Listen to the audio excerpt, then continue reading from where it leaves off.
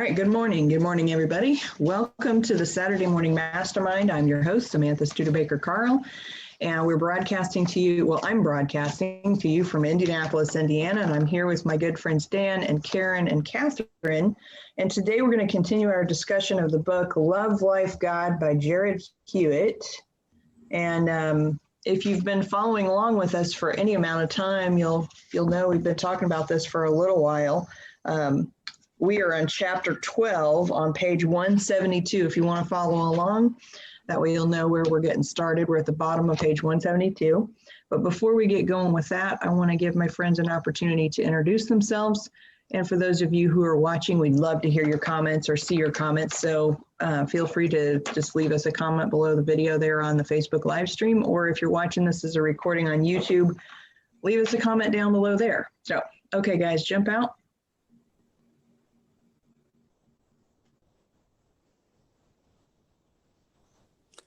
I'll jump out. Dan Sisik in Las Vegas, where we're breaking record temperatures here over the last couple of days. It looks like I'm unmuted. Do you hear me? I'm Karen Loha from Mesa, Arizona, and we're not breaking record temperatures, although you may think so from where you're at. We did have 60 to 70 hour winds last night, and man, you know, to look at a little palm about your height that's being whipped around by the wind, that kind of wind is just incredible.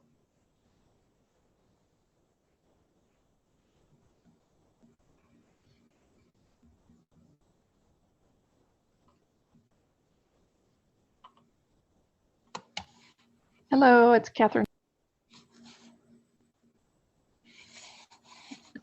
Awesome, guys. It's good to have you all on here today. And, you know, I loved chatting with you. And I hope that for those of you who are watching, you'd like to join us as well, because we get into some really deep discussion sometimes on here. Well, often on here, actually. And it goes in every kind of direction. So if you are watching this as a recording and you're going, I thought you were going to talk about whatever the title says on here, we never know what we're going to end up talking about. So it just kind of goes with the flow, and I create a title later, and sometimes we don't get to what we're talking about until a couple minutes into the video. So, sorry guys. No, okay, I have to get back to that. Anyway, let's go ahead and get into the chapter 12. Catherine, if you wanted to go ahead and read that, then we can discuss it whenever we feel like a thought comes up. We can just unmute and talk about it. Okay. So we are on page 172, and I'm reading from the Kindle version, and I think we stopped at Jared. This book, in case you haven't been on previous sessions, this book is a conversation between Jared Hewitt and the universe, basically. And so Jared is asking them, and this particular time or space is just a perception? And they say, correct. Your perception is that moments accumulate because this is how your memory works. This can be shown to be false by anyone who has ever had a precognitive experience. How is it possible to remember something before it has happened? It's not. Jared says, that's pretty wild. That explains time, but what about space?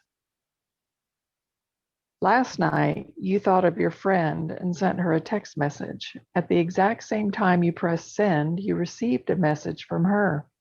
You had not spoken in a while. It was rather late. There was no real explanation other than coincidence.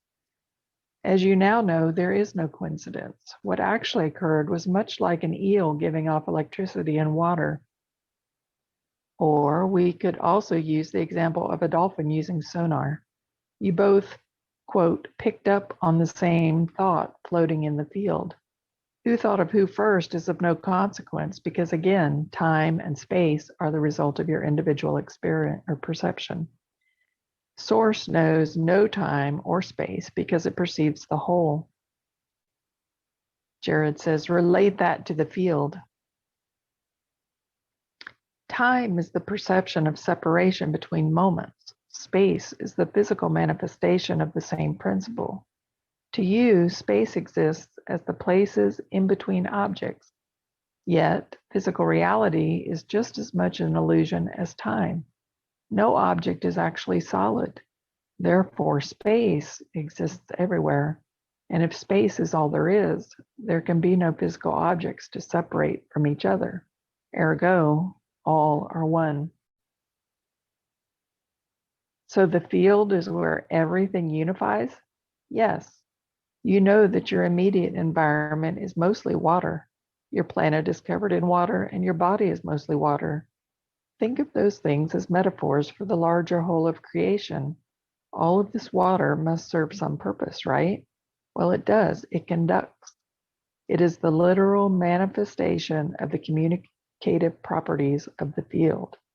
Whoa, big words. I'm not that brainy. Bring it home for me.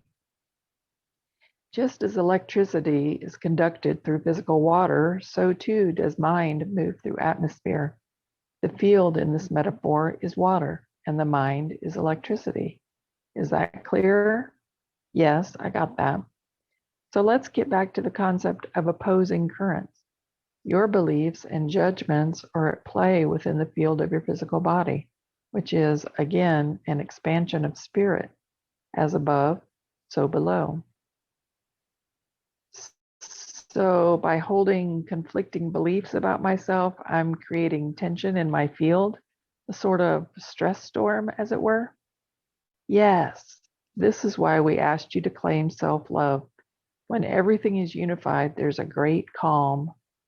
This is a very real process that requires intense honesty. So on behalf of all creation, let us claim self-love together. I am self-love. What do you mean, intense honesty? We simply mean that you must be willing to look at your thoughts and honestly know that you are the creator of that thought. This brings up another question. Yes, what about mass consciousness? I mean, I think we've all had the experience where we've been going along and all of a sudden we don't feel so great and we realize that someone else's crappy energy has started to affect us. I know that we are the creators and that on some level we would have had to allow that in, as we discussed earlier, but how does that work with regard to the concept of the field? Excellent.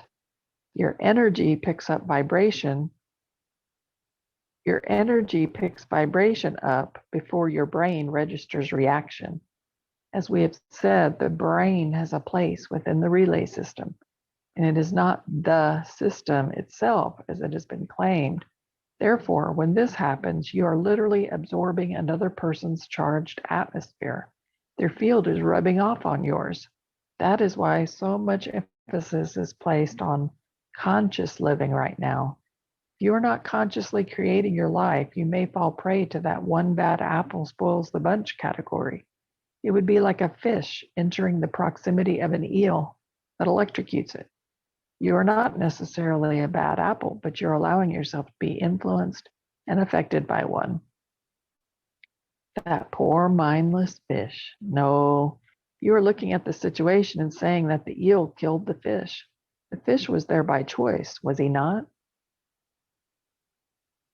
It might be a good place to stop. There's a lot packed in there. What do you guys think about what we just?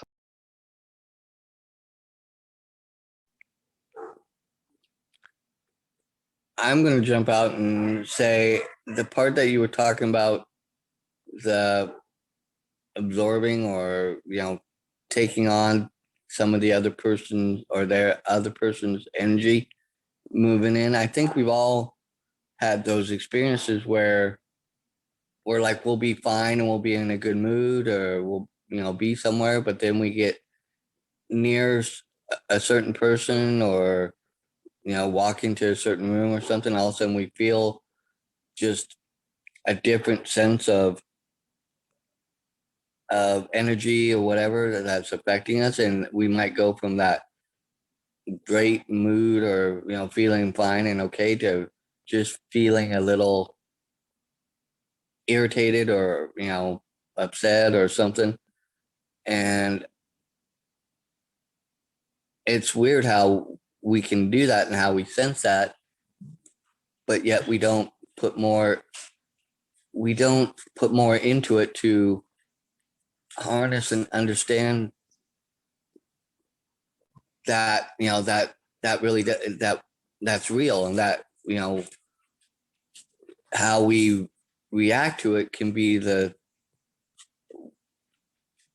what can help change that from letting it affect us to having an effect on bringing in our energy into that room or place or space and bringing it more to a positive side of it rather than letting the negative bring us down.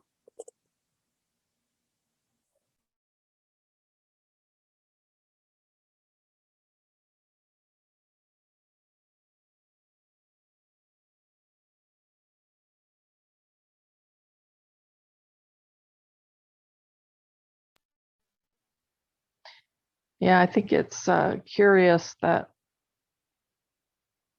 how our energies affect our bodies. And the Chinese have always been really wonderful at making the association between different things going on and what's going on in our body. And for instance, toothache is related to withholding emotions, so or trapped emotions. So it's really different things that go on in our bodies that we think aren't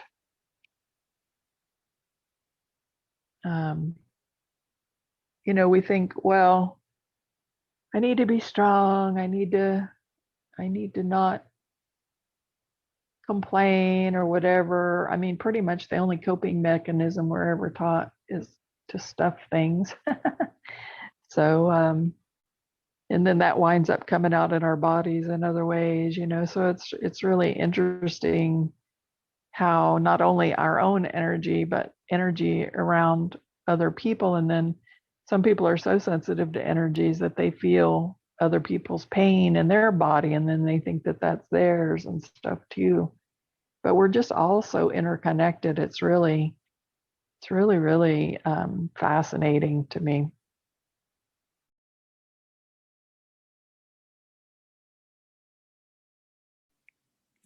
Going back on a little bit of what you said, it's just interesting because like before we were live or anything, I was talking about the experience of stuff going on with things going on in my mouth. I'm not having to be able to go to the dentist for a while because of not having insurance and stuff like that. But it's interesting how that energy or the feelings I've taken on from that, plus some of the pain because it's flared up, it's hurt, stuff, how I think that's affected me, and how I'm wondering, in that aspect, what type of energy have I been putting out to, not knowing that I'm putting it out because I'm focused more on the pain rather than on, I guess in a way dealing with it or going ahead and acknowledging it and in some ways stop blaming myself because of the issues and the circumstances around it about why I couldn't do some of the things. And that's partly because of circumstances and stuff outside of my control because of how, in a lot of ways, the health system and stuff works and stuff, where I haven't been able to do those things because of money issues and stuff and things like that. And not having insurance because I couldn't afford insurance at the time and stuff like that. I have it now, and that's helping, and that's why I'm working. But it's just interesting to see how, how much we put out that we don't really realize we're putting out. And in that exchange, how much we're letting in that we don't realize we're letting in and not taking kind of stock of it. And going back to like a little bit of what you were saying, Catherine, about how the in the Asian realm, or within that, that whole, and I'm not meaning it in weird or derogatory sense, but how they look at medicine and how they, I think, harness their energies a little bit better and understand it a little bit better than we do, and how in some aspects we can learn from some of those things, so that way we can be more aware of what we're doing and what we're putting out and what we're dealing with. That will give us our own better sense of balance, and then be able to go back to what he's trying to talk about in this book. I am self-love, and I am, and we're working as close as we can get to that self-love, and that in a way, I guess, pure love is how I look at it.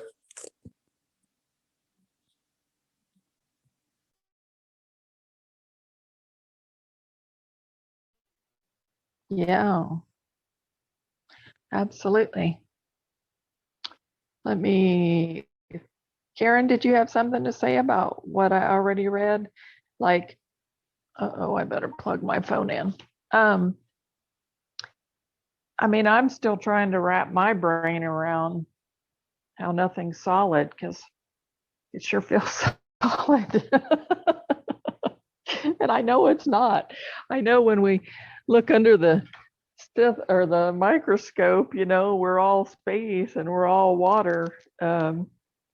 But gosh, it's, just that little tiny aspect of things is enough to keep me wondering about things in a lot of different ways. Yeah, going back to that, I when you were talking about this, made me also think about earlier when you were reading about how so much of what's out there is comprised of water, and I never really looked at the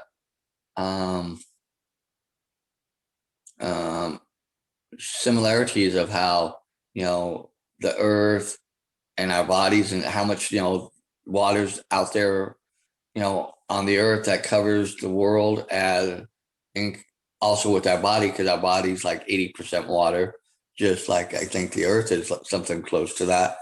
And it's interesting how that correlation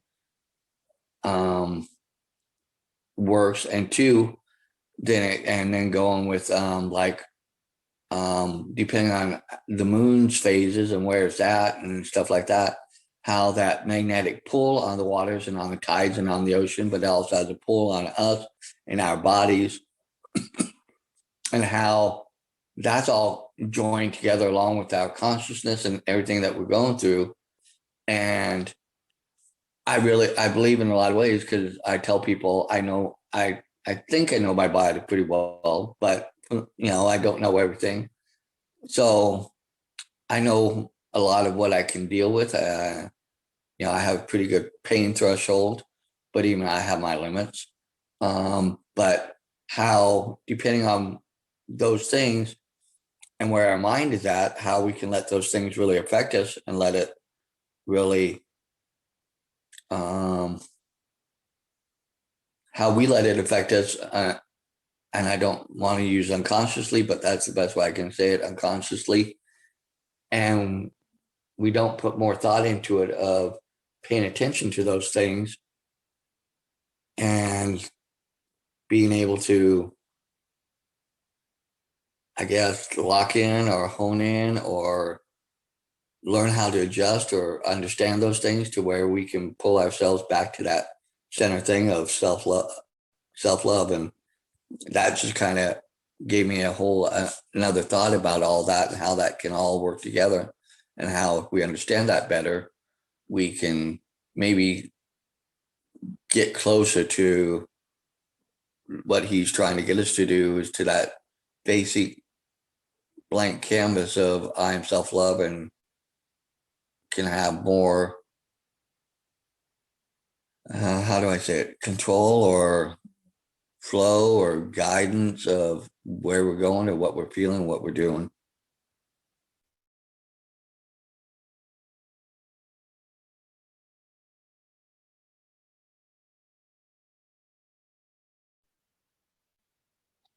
Yeah, because when we're in pain, we just want the pain to stop. We just want to figure out like what's causing the pain and then fix that now. But we don't stop to think about what could have brought that on. Um, other than like you mentioned earlier, or I'm guessing that you were sort of hinting towards that, sometimes we might beat ourselves up over, well, why haven't I kept up with this thing along the way? And now I've let it get so bad. And so now we're going to beat ourselves up over that instead of like really looking at maybe what was it that caused us to let it go for so long instead of just being mad at ourselves for letting it like there, because there's always a reason for why we do things. And 99% of the time, we're doing the best that we can at the time. We make decisions, the best decisions we can with the circumstances that we're in. And then always we can look back from a later time and say, oh, well, I should have done this different, or I should have done that different. Kind of funny because I just put a post up this morning about how we tend to let things, we let everything affect us. We think about all the things that we want, we need to do, we want to do, we have to do, someone wants us to do, this person's dependent on us, all our responsibilities, all our commitments, and then we expand that out to, what am I doing to help the world? What can I do to help the planet? How are we going to fix this? And it just becomes like this avalanche of stuff that's just weighing on us. And it cripples people emotionally, physically, energetically. It drains you of every bit of energy that you even thought you had. And we really have to learn how to, and we say it, we tell ourselves this all the time, just take it a day at a time, or take it one thing at a time. And it sounds so easy, but it's not easy because our minds are tremendous, the things that our minds can conceive and expand out into, and it's hard to reel that in sometimes. But if we really want to talk about self-love, we have to do that. We have to bring ourselves back into the now. We have to just breathe. We have to do the next right thing. We have to do the thing that we can do right now to take care of something. And then once that's done, be grateful for that and then move on to the next thing. That I always disliked the saying about eating an elephant one bite at a time, because I don't want to even think about eating an elephant. But I mean, it's like an old adage that has been used forever, and it's so true. Moving a mountain one stone at a time. Maybe I like that one better. We have to break it down into little doable pieces and then forget the rest of the to-do list. I've never liked to-do lists because to-do lists are always very overwhelming to me, and they leave very little space for spirit to guide me, as because I always kind of do whatever God tells me to do next. And that may be a crazy way to live life and a very disorganized way to live life, to be quite honest. But I'm always at the right place at the right time. I can be doing something that I know I'm supposed to be working on today. I'm publishing books right now. Okay, I got to get this next book up, and I'm writing the description, and I'm doing the thing, and I'm doing the images and all that. All of a sudden, God says, you need to be in the backyard And my mind says, no, you need to stay on task and quit procrastinating and get this stuff done. And God says, you need to be in the backyard. And then I'll say, okay. So I go to the backyard and there's like, I don't know, a turtle upside down that needs to be saved or something. Like I'm always exactly where I need to be. And I know that some people function with to-do lists, so I'm not telling you don't do a to-do list. Okay. I'm just sharing like how it works for me, so that, because everybody tells you need to do a to-do list. So if you find that doing a to-do list doesn't work for you, honor that. We need to learn to honor what works for us and stop comparing our process to somebody else's process all the time, because we process things differently, and we all have different, everything about each one of us is so different. Yes, there's some common themes and stuff, but if you're making yourself miserable by comparing yourself to somebody else, that is self-abuse. That's not self-love.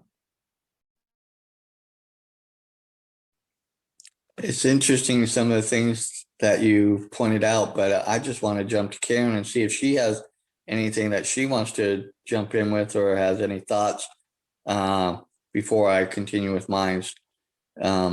So do you have anything, Karen, that you want to add or throw out there?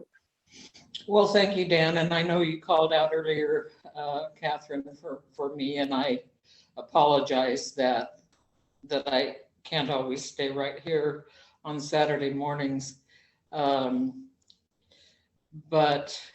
I'm going to mention that last night, in terms of interpreting things differently, I had just gotten into bed, and this great bed that I was all excited about because of giving me the room I need is a little bit high for me. And so I do kind of have to do this leaping thing and plant my face in a pillow and then roll over so I can be on the bed, which, to me is quite a bit of exertion these days. So I had just done that. I was kind of doing some deep breathing to kind of get my breathing right for just going to sleep, because I fortunately can go to sleep pretty quickly. And I heard this strange sound, and it was kind of an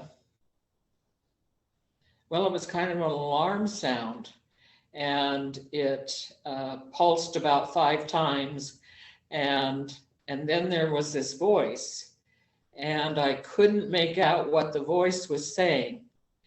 So I'm thinking, well, whatever it is, I need to get up. There'll be people that'll need some help, and people that are in worse shape than I am. So I was getting my keys wrapped around my neck and my shoes on, and it happened again. Still couldn't make out what was being said. And it happened a third time. I still couldn't make out what was being said. It happens that this room is at the end of a kind of a wing, and there's only one person. I mean, there's several more rooms, but there's only one person on this wing with me. And I had noticed yesterday that he had quite a bar set up for himself, which was interesting. I think about these places as like nursing homes. And obviously not everyone does. And so I was thinking, I don't think I'm going to bother him right now. I think I'll see if there's anybody else I can talk to that heard this and knows what's going on. Well, as I went through the floor, nobody's doors were open. I thought, well, that's really strange. So I went to where I had been living next door. I knew that woman had better ears than I did, and I knocked on her door and asked her if she'd heard anything. She had not heard a thing. And so I took the elevator, went down 12 floors, and it looked like it was almost dark at the the front desk, but fortunately, there were a couple of women coming up towards it. And I said, did an alarm go off? And they said, it was one of those alarms. It was one of those warnings, dust storm warnings. We get dust storm warnings here because you can't see anything. And anyway, she said they sent them out to the mobile phones. And I thought, well, that's why my neighbor hadn't said anything. She doesn't have a phone at all. And I guess that's why, I guess everybody else was smart enough to figure out it was their phone that was giving them the alarm, not the PA system. And so I was kind of, I was kind of a little bit annoyed with myself that I hadn't been able to distinguish that, and that I got myself up for all this. And on the other hand, I find that any time that it becomes automatic for me to keep other people in the forefront of my mind and not just say, well, hell, I'll just, burn in my bed or whatever it takes. I think that is a way for me to remind myself of self-love, because with my experiences with my mental health, I've definitely gone the gamut of whether or not I loathe myself or I love myself. And it's nice to be, for the majority of the time, feeling pretty good about myself. I don't know if that has anything to do with anything. I really am excited to know that it's through our water in our body, our water, that we communicate. And I've already forgotten, I guess, about the other issue. But, if you keep in mind that doctor that, pasted words on things of water and then observed the crystals that were made based on the words, I am self-love continually makes better sense as something to, to remind oneself of.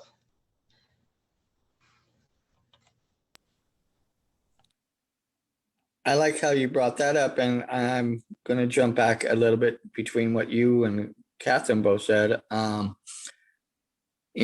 Catherine was talking about, how we get so caught up in, like to-do lists, and some people like that. Other people are a little more just go with flow or by the seat of their pants. Is something I've heard a lot during life growing up. They just live life by the seat of their pants, which, I think a lot of people do, but there are a lot of people that do lists and stuff, and goes back to like what Catherine was saying. We're all different. Yes, we might have some similar attributes or, characteristics and stuff.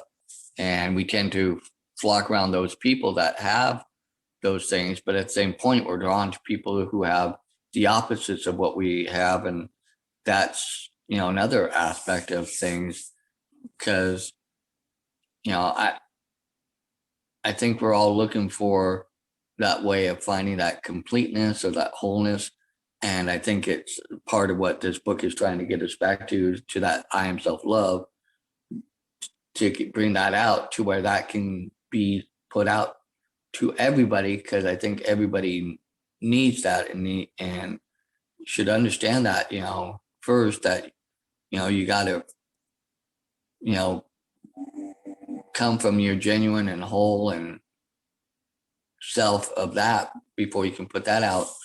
But at the same point, I also was thinking about when Catherine was talking about how, we worry about things from the past or the things that we should have done in the past that could have effect now, but because we didn't, we're here and now we're, dealing with this, but then going from here, and because of the past, now we're trying to change or affect the future when really all we have is the split little continual little moments of what we do right now from each, and I'm going to say nanosecond, or the most basic time of, smallest time of unit of time. We really don't know what that future is, but yet we're so worried and so focused on it that we don't, look at what's going on now in the present more for what it is and what it is right now, and where we should work best for that, and let the future take care of itself. My being from my own background and what my beliefs are, there's and I can't quote exactly, but there's basically a scripture in the Bible that talks about don't worry about, the past. The past is done and you can't do anything about it. But don't worry about tomorrow, and don't worry about what you have or what you need or what you think you need or want. That will all come and it will all provide itself in that right time and moment. Worry about today and be in that moment now and here. So that way, when you get to that moment in time, then you can deal with it there and then, and you will have everything that you need and will need and that should have. And I think we try to so much affect the future that in a way we can negatively affect the future rather than let it play out in the most genuine way and form and sense that it could. And we're missing out on what's happening right now and in the moment, and being like, Catherine, where you're always at the right place at the right time, and I've had those moments where I've wondered, I felt something or a twinge or a feeling will come over me or a sense, or I just go from one thing and then all of a sudden I'm in the middle of doing something else. I'm like, why am I here when I was over here doing and taking care of this? But there's a reason, there is a reason for that. And I needed to be there where I ultimately went, or what I was doing, or to the other room or whatever, for that moment in time, and to let it be what it is and accept it for what it is, that you're at the right place, the right spot, the right moment, right at the right time, where you need to be, where the universe and everything is flowing together and brought you to that spot, that point that you needed to be. And I think I don't think it's a fault that we have in ourselves. I think it's just something we don't understand enough, and that, part of what this book is doing is helping me understand that some of those things that, if I go back and just take care of this moment, take care of this time, look at it for what it is, and try and go to that blank space of I am self-love and putting that out as much as I can, the rest of the universe and cosmos and everything, I think, would line up and fall in place how it's supposed to at that point in time, I guess.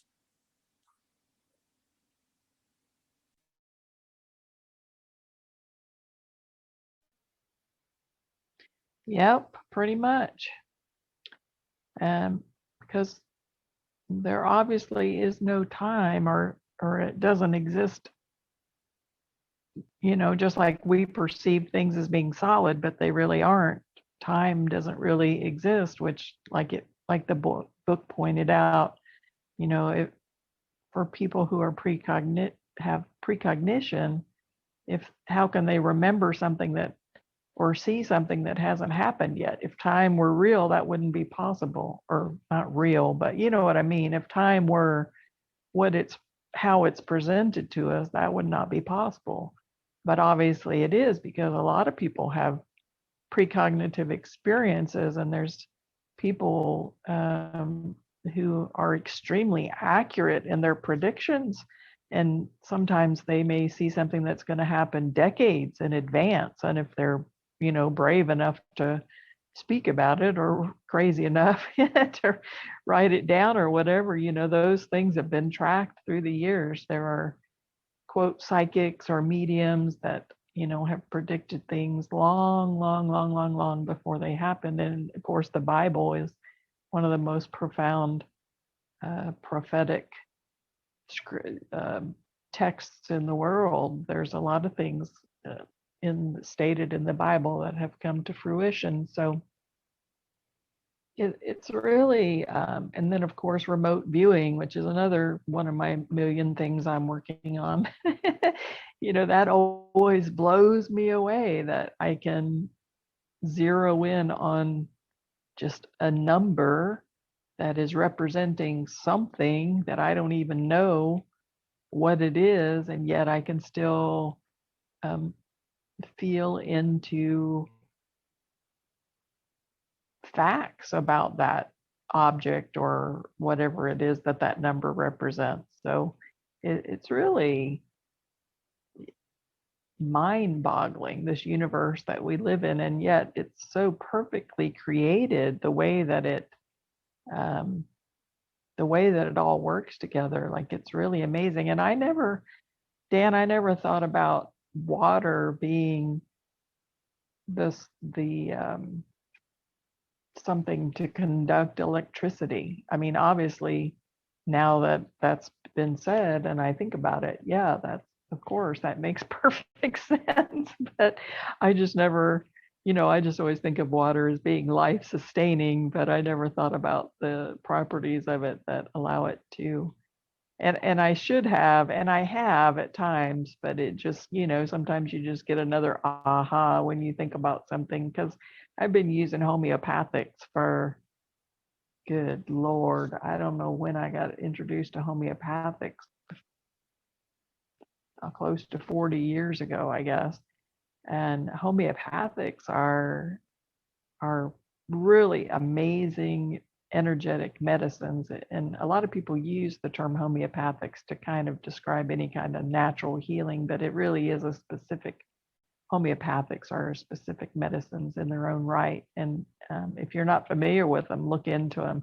When you read about how they're made, it makes no sense. It's like, oh, that there's no way that could work. But I have seen freaking miracles with the use of homeopathics. So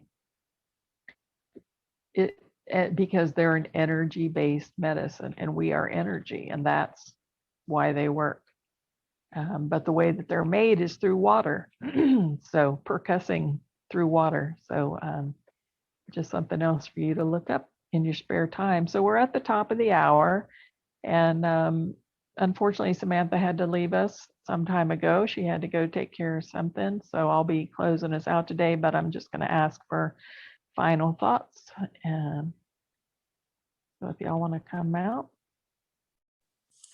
I'm just going to jump out, and one last thing, going back to something that Karen spoke about, was about that experiment with that one guy with the water and type of words you say, where with the bad words, the water's crystallized a certain way, and with the good words, they crystallized into beautiful little, crystal, like snowflakes. They talked about snowflakes and stuff like that. And it's amazing, how through water, which we are, like, I think 80% water, our bodies, through even just going in and I would think saying I am self-love, that power and that energy and that positiveness would bring out the good, beautiful things, like, that crystallized water when they did that experiment, and how beautiful they were, as opposed to, constantly, and we do this to ourselves, we'll constantly put ourselves down, we'll constantly talk bad about ourselves, or take on what other people say that are what they think are the bad things about us, or bad energy. And I can speak from personal experience. I have a friend who were good friends. We lost touch with each other for quite a few years. And I'll be honest, during the times that we didn't, in a lot of ways, I didn't feel that energy or that part weighing me down because of his constant negative and things he would say about me. Even though in my head I would try and push him out, but sometimes I think that it still got in and still affected me to where I could feel like a drain in my energy and in me. And when my friend wasn't around, when he was doing his own thing, and because we had lost touch and he lost my phone number and stuff, there was a difference now that I've been helping him out because of some things that have happened to him, and part of it was his fault and stuff. But there have been those moments of that negativity, and I'm just like, and I'm feeling and sensing that difference. So I think, in going through that, and then being where we talked about this before, because I think we learned about this through one of our other books, and I actually went and looked at what he did, and it was interesting and amazing. It made sense to me better about how much just thoughts or emotions or energy can really affect us, and how we take that on, and how it can really affect us if we're not conscious enough or more able to do like what you do, Catherine, kind of be able to go in and do that the type of healing that you do. And and a lot of us don't know how to do that, or we are not connected in yet, or we don't understand it, or maybe we're afraid of it.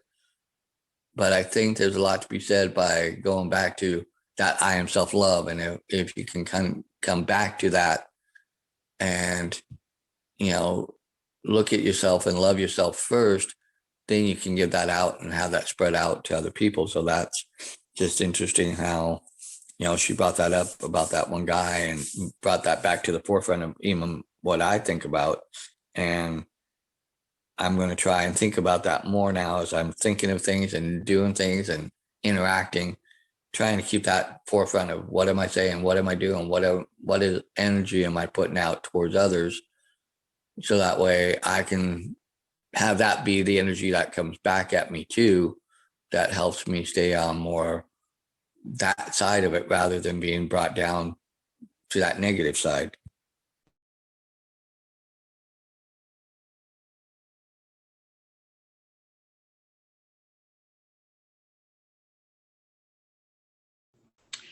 I can't think of anything I really have. I do apologize again that I wasn't more consistent here. I sure enjoy this group. I always learn. I always take things away to use that day, the week. I think about this group during the week. I love you guys. I appreciate you all. Thank you.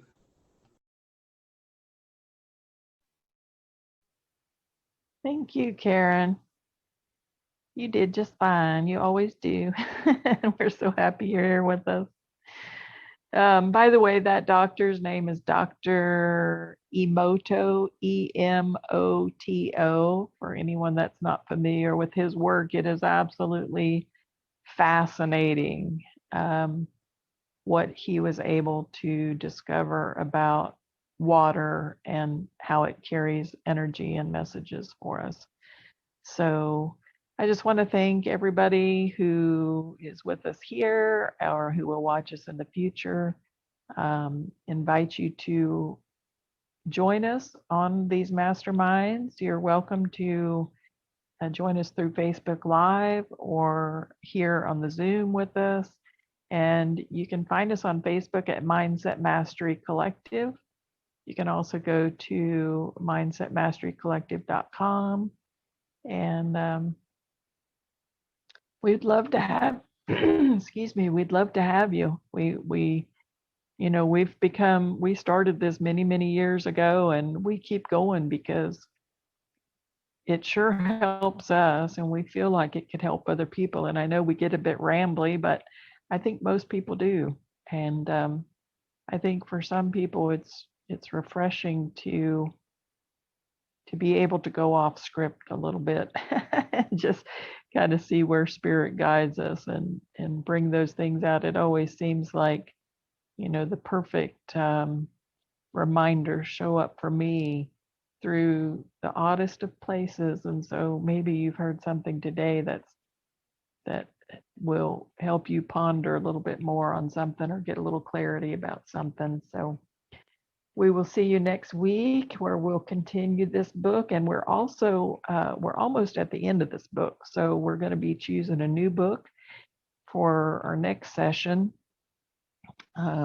after this one's done. And we have a post on our Facebook group, Mindset Mastery Collective.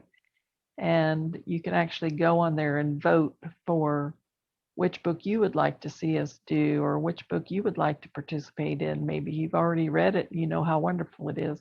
But we've got a whole list of them over there. So go check us out and vote on the book that you want to do next. And we'll see you next Saturday. And much love out to Samantha. She had to leave to go take care of something with her dad. And we're just praying that everything is going smoothly over there and gets taken care of easily. So thank you all. We love you and have a wonderful week.